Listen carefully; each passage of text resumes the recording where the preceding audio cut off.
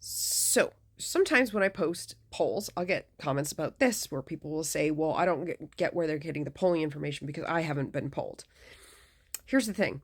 When it comes to market research companies or polling companies, you actually have to be signed up willingly with them to provide them with market research. Now, it's not always election polling because, of course, elections only happen every 4 years, and then there's elections that happen, in provinces, but there's not a consistent election going on. So a lot of these companies are doing other market research in the meantime. So they'll be asking people about their shopping habits, their marketing habits, that sort of thing. So if you're not signed up for a specific company, for example, like Ipsos Reid, who does those, hey, you do a bunch of surveys for you, eventually we'll pay out money to you. Or I think it's Nanos is one of the companies that does like the market research where they ask you to talk about your radio listening habits and your TV watching habits and your streaming, that sort of thing.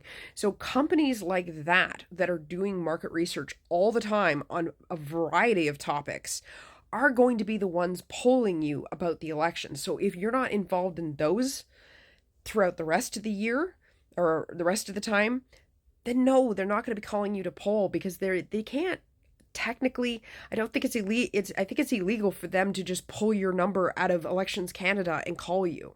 Like if you've ever given your number to a like or donated or supported or whatever a specific political party, they'll probably call you and do a poll of their own because sometimes that happens.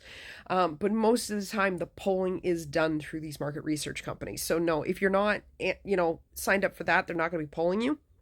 The other thing too is how many people these days answer the phone. We've all got caller ID and we don't answer the phone when it's an unknown number or it pops up as a potential scam call or whatever, right? So a lot of cases you haven't been polled because you never picked up the phone.